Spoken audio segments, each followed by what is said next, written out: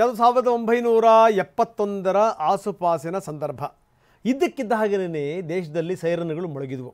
ಆವಾಗ ವಿಜ್ಞಾನ ತಂತ್ರಜ್ಞಾನ ಇಷ್ಟೊಂದು ಇಂಪ್ರೂವ್ ಆಗಿರಲಿಲ್ಲ. ಈ ದೊಡ್ಡ ದೊಡ್ಡ ಮಟ್ಟದ ಕ್ಷಿಪಣಿಗಳಾಗಿರ್ಬೋದು, ಜೊತೆಗೆ ಏನಂದ್ರೆ ಈಗ ಅಂತರಖಂಡ ಕ್ಷಿಪಣಿಗಳು ಅಂತೀವಲ್ಲ ನಾವು, ICBM ಇಂಟರ್ಕಾಂಟಿನೆಂಟಲ್ ಬ್ಯಾಲಿಸ್ಟಿಕ್ ಮಿಸೈಲ್ಸ್, ಇವ್ಯಾವು ಕೂಡ ರೆಡಿಯಾಗಿರಲಿಲ್ಲ. ಪ್ರಶ್ನೆ ಬೇರೆ. ಆದರೆ ದೇಶದ ಜನರನ್ನು ಅಲರ್ಟ್ ಮಾಡುವಂಥ ನಿಟ್ಟಿನಲ್ಲಿ ಆಗ ಪ್ರಯತ್ನಗಳಾಗಿತ್ತು.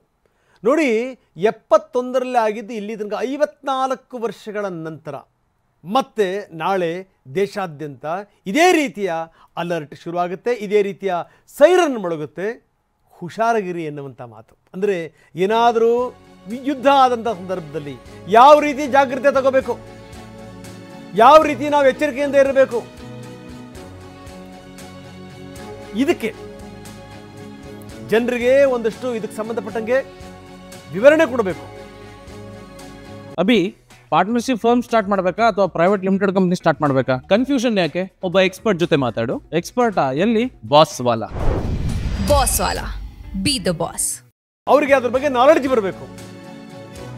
ಯುದ್ಧದಿಂದ ಬಚಾವಾಗುವಂಥದ್ದು ಹೇಗೆ, ತೊಂದರೆ ಬಂದಂಥ ಸಂದರ್ಭದಲ್ಲಿ ತಪ್ಪಿಸ್ಕೊಳ್ಳೋದು ಹೇಗೆ, ನಗರ ಜಿಲ್ಲೆಗಳ ಮಟ್ಟದಲ್ಲಿ ಈ ರೀತಿ ಶುರುವಾಗುತ್ತೆ. ಇದು ಅಣಕು ಪ್ರದರ್ಶನ, ಮಾಕ್ ಡ್ರಿಲ್ ಅಂತ ಏನು ಹೇಳ್ತಾರೆ ಅದು. ರಾಜ್ಯಗಳಿಗೆ ಕೇಂದ್ರ ಸಚಿವಾಲಯ ಸೂಚನೆ ಕೊಟ್ಟಿದೆ. ಈ ರೀತಿ ಆದಂಥ ಸಂದರ್ಭದಲ್ಲಿ ಸುರಕ್ಷಿತ ತಾಣದಲ್ಲಿ ನಾವು ಹೆಂಗೆ ಸೇರ್ಕೋಬೇಕು, ಈ ರೀತಿ ಆದಂಥ ಸಂದರ್ಭದಲ್ಲಿ ಲೈಟ್ಗಳನ್ನು ಹೇಗೆ ಆಫ್ ಮಾಡ್ಕೋಬೇಕು, ಸ್ಫೋಟ ಆದಂಥ ಸಂದರ್ಭದಲ್ಲಿ ನೋಡಿ, ಈ ಮಕ್ಕಳುಗಳು ಕೂತಿವೆಯಲ್ಲ, ಸ್ಫೋಟ ಆದಂಥ ಸಂದರ್ಭದಲ್ಲಿ ಯಾವ ರೀತಿ ತಮ್ಮನ್ನು ತಾವು ರಕ್ಷಣೆ ಮಾಡ್ಕೋಬೇಕು. ಮೊನ್ನೆ ಪಹಲ್ಗಾವ್ನಲ್ಲಿ ಇದ್ದಕ್ಕಿದ್ದಂಗೆ ಗುಂಡಿನ ಮಳೆಗರಿಯೋಕ್ಕೆ ಶುರು ಮಾಡಿದಂಥ ಸಂದರ್ಭದಲ್ಲಿ ಒಬ್ಬ ಪೊಲೀಸರು ಕೆಳಗಡೆಗೆ ಬಿದ್ದು ಪ್ರಾಣಾಪಾಯದಿಂದ ಪಾರಾಗಿದ್ದನ್ನು ನಾವು ನೋಡಿದ್ವಿ. ಅದೇ ರೀತಿ ಇಂಥ ಒಂದು ಸಂದರ್ಭ ಬಂದಂಥ ಸಂದರ್ಭದಲ್ಲಿ ಹೆಂಗೆ ನಾವು ತಪ್ಪಿಸ್ಕೋಬೇಕು, ಇದೆಲ್ಲದರ ಬಗ್ಗೆ ವಿವರಗಳು, ಇದೆಲ್ಲದರ ಬಗ್ಗೆ ಒಂದಷ್ಟು ನಾಲೆಡ್ಜ್, ಜೊತೆಗೇನು ಅಂದರೆ ಎಚ್ಚರಿಕೆಯ ಸಂದೇಶ. ಸೊ ಅದಕ್ಕೋಸ್ಕರ ಎಲ್ಲ ರೀತಿಯ ಸಿದ್ಧತೆಗಳನ್ನು ಮಾಡಿಕೊಳ್ಳಲಾಗಿದೆ. ದೇಶಾದ್ಯಂತ ರಾಜ್ಯದಲ್ಲೂ ಕೂಡ ಬೇರೆ ಬೇರೆ ಭಾಗಗಳಲ್ಲಿ, ನಾನು ಹೇಳಿದ ಆರಂಭದಲ್ಲಿ 1971ರಲ್ಲಿ ಇದೇ ರೀತಿಯಾಗಿತ್ತು. ಮಾಕ್ ಡ್ರಿಲ್ ಮಾಡಿದ್ರು. 54 ವರ್ಷಗಳ ಬಳಿಕ ಮತ್ತೆ ಈಗ ಮಾಕ್ ಡ್ರಿಲ್ ಆಗುತ್ತೆ. ನಿನ್ನೆ ನಾವು ನೋಡಿದ್ವಿ, ಇದ್ದಕ್ಕಿದ್ದಂಗೆ ಫಿರೋಜ್ಪುರ್ ಕಂಟೋನ್ಮೆಂಟ್, ಪಂಜಾಬಿನ ಪ್ರದೇಶ, ಇದ್ದಕ್ಕಿದ್ದಂಗೆ ಲೈಟ್ ಆಫ್ ಆಯಿತು. ಇದ್ದಕ್ಕಿದ್ದಂತಲೇ ಸೇನೆಯವರು ಬಂದರು.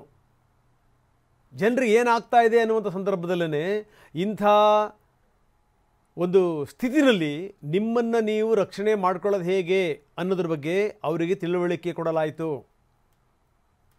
ಅದೇ ರೀತಿ ನಾಳೆಯಿಂದ ದೇಶಾದ್ಯಂತ ಬೇರೆ ಬೇರೆ ಭಾಗಗಳಲ್ಲಿ ಮಾಕ್ ಡ್ರಿಲ್, ಅಣುಕು ಕವಾಯತು ಇದು ನಡೆಯುತ್ತೆ. ಯುದ್ಧ ಅನ್ನೋದಿದೆಯಲ್ಲ, ಅದರಲ್ಲೂ ನಮ್ಮ ದಕ್ಷಿಣ ಭಾರತದವರಿಗೆ ಈ ಯುದ್ಧದ ಬಗ್ಗೆ ಅಷ್ಟೊಂದು ಸಂಗತಿಗಳು ಗೊತ್ತಿಲ್ಲ ಅಷ್ಟೊಂದು ಸಂಗತಿಗಳು.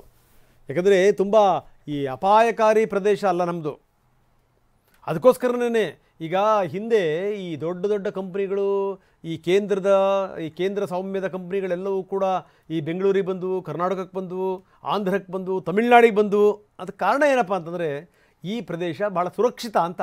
ಅದಕ್ಕೋಸ್ಕರನೇ BEL ಬಂದಿದ್ದು, ಅದಕ್ಕೋಸ್ಕರನೇ HEL ಬಂದಿದ್ದು, ಅದಕ್ಕೋಸ್ಕರನೇ BHEL ಬಂದಿದ್ದು, ಅದಕ್ಕೋಸ್ಕರನೇ ಇಸ್ರೋ ಬಂದಿದ್ದು. ಯಾಕಂದರೆ ಅಷ್ಟು ಸುಲಭವಾಗಿ ಶತ್ರುಗಳ ಕೈಗೆ ಸಿಗಲ್ಲ. ಯಾಕೆ ನಾವು ಲಂಕಾ ಅಂದ ತಕ್ಷಣ ಬಡ್ಕತೀವಿ ನೋಡಿ, ಅದು ಆಯಕಟ್ಟಿನ ಪ್ರದೇಶ ಅಂತ ನಾವು ಯಾಕೆ ಅಂತೀವಲ್ಲ, ಇದೇ ಕಾರಣದಿಂದ. ನೀವೇನಾದರೂ ಲಂಕೆನಲ್ಲಿ ಯಾರಾದರೂ ಬಂದು ಕೂತ್ಕೊಂಡ್ಬಿಟ್ರೆ ಭಾಳ ಸುಲಭವಾಗಿ ದಕ್ಷಿಣ ಭಾರತ ಕವರ್ ಮಾಡಿಬಿಡ್ಬೋದು.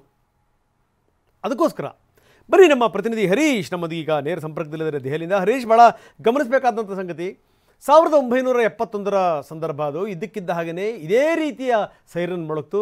ನಿಮಗೆ ಗೊತ್ತಿದೆ, ನೀವು ಹುಟ್ಟೇ ಇರಲಿಲ್ಲ. ಪ್ರಶ್ನೆ ಬೇರೆ ಏನು ಅಂದರೆ ಆವಾಗ ವಿಜ್ಞಾನ ತಂತ್ರಜ್ಞಾನ ಅಷ್ಟೊಂದು ಬೆಳೆದಿರಲಿಲ್ಲ.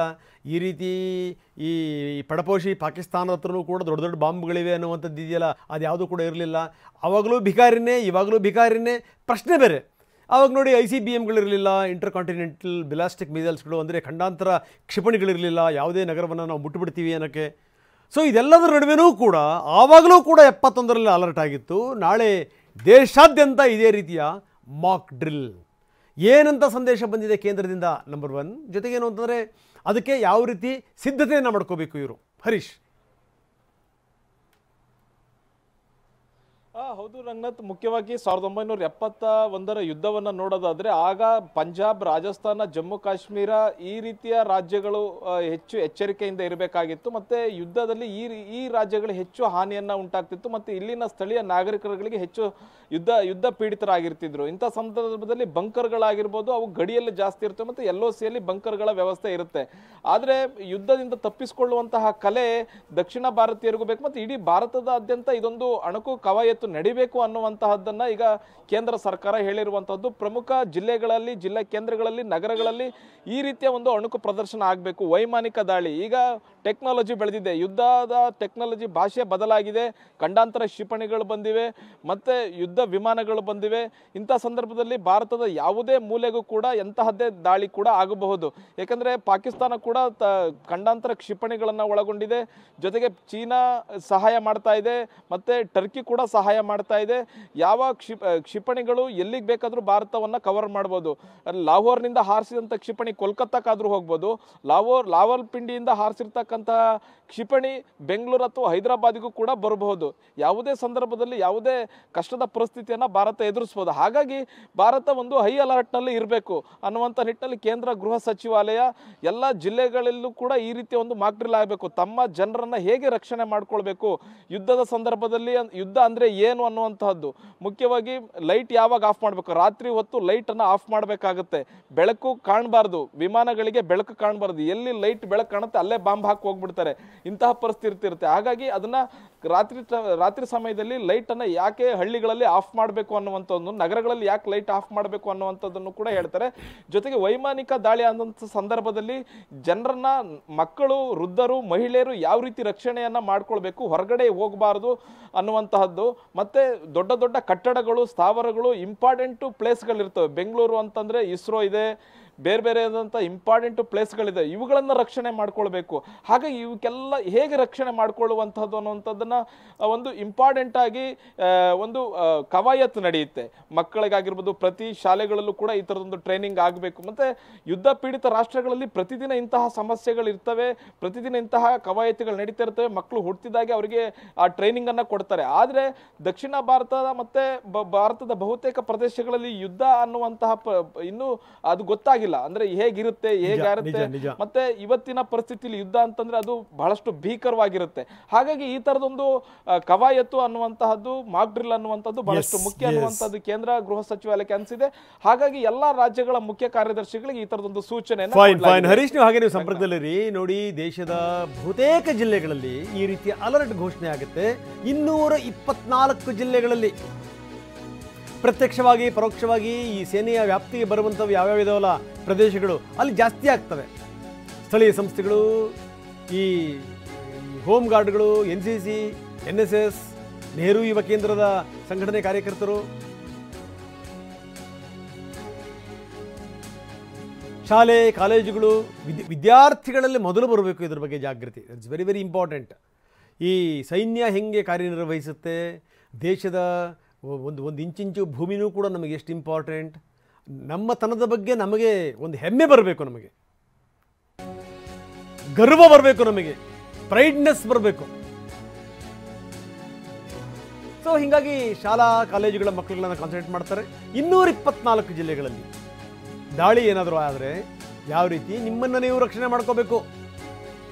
ಯಾಕಂದರೆ ವಾಯು ದಾಳಿ ಆಯಿತು ಅಂದರೆ ಇದ್ದಕ್ಕಿದ್ದಂಗೆ ಕರೆಂಟ್ ಆಫ್ ಆಗುತ್ತೆ, ನೋ ಪವರ್. ಯಾಕಂದರೆ ಬೆಳಕು ಇದ್ದಂಥ ಸಂದರ್ಭದಲ್ಲಿ ನಾವು ಯಾವಾಗಾದರೂ ಈ ವಿಮಾನದಿಂದ ಬರುವಂಥ ಸಂದರ್ಭದಲ್ಲಿ ರಾತ್ರಿ ನೋಡ್ತೀವಿ, ಇಡೀ ನಗರ ಹೆಂಗೆ ಕಾಣ್ತಿರುತ್ತೆ ನೋಡಿ. ಕೆಳಗಡೆಗೆ ಮೇಲ್ಗಡೆಗೆ ಆಕಾಶದ ಚುಕ್ಕಿಗಳು, ಕೆಳಗಡೆಗೆ ಈ ಎಲೆಕ್ಟ್ರಿಕ್ ಬಲ್ಬ್ಗಳ ಚುಕ್ಕಿಗಳು ಹಂಗೆ ಕಾಣ್ತಾ ಇರುತ್ತೆ. ಭಾಳ ಸುಲಭ ಇಲ್ಲ ನಗರ ಇದೆ ಅಂತ ಕಂಡುಹಿಡ್ಕೊಳ್ಳೋದು. ಬಾಂಬ್ ಬಿದ್ದರೆ ಅದಕ್ಕೋಸ್ಕರ ಯುದ್ಧ ಅನ್ನುವಂಥದ್ದು ಎಂಥ ಕಾಸ್ಟ್ಲಿ ಅಫೇರ್ ಅನ್ನೋದಕ್ಕೆ ಒಂದು ಎಕ್ಸಾಂಪಲ್. ಎಷ್ಟು ಕಷ್ಟಪಟ್ಟು ಈ ಇರುವೆಗಳ ಥರ ಈ ಗೂಡು ಕಟ್ಕೊಂಡಿರ್ತಾರಲ್ಲ, ಬೆಳೆದಿರ್ತಾವಲ್ಲ ದೇಶಗಳು, ಯುದ್ಧದಿಂದ ನೆಲಸಮ ಆಗಿಬಿಡ್ತವೆ. ನಾವು ನೋಡಿದ್ವಿ ಉಕ್ರೇನ್ ಇನ್ನೆಷ್ಟು ದಶಕಗಳಿಗೆ ಉಕ್ರೇನ್ ಎದ್ದು ನಿಲ್ಬೇಕ್ರಿ, ಮುಗಿತು ಕತೆ. ಈ ಯುದ್ಧ ಪೀಡಿತ ದೇಶಗಳು ಪರಮ ದರಿದ್ರತನದಿಂದ ನರಳ್ತಾ ಇರ್ತವಲ್ಲ, ನೋಡಿಬಿಟ್ರೆ ಗೊತ್ತಾಗುತ್ತೆ. ಕೆಟ್ಟ ದರಿದ್ರತನದಿಂದ ನರಳ್ತಾ ಇರ್ತವೆ. ಯುದ್ಧದ ಮನಸ್ಥಿತಿಯೇ ಅಂಥದ್ದು. ಹಂಗಂತ ಈ ಪಾಕಿಸ್ತಾನ ಏನು ಮಾಡಿದ್ರೂ ಕೂಡ ಸುಮ್ಮನಿರಕ್ಕೆ ಸಾಧ್ಯನಾ? ಸರಿಯಾದ ಪಾಠ ಕಲಿಸ್ಬೇಕಲ್ಲ. ಇವತ್ತಲ್ಲ ನಾಳೆ ಹೆಡೆ ಮುರಿಲೇಬೇಕು.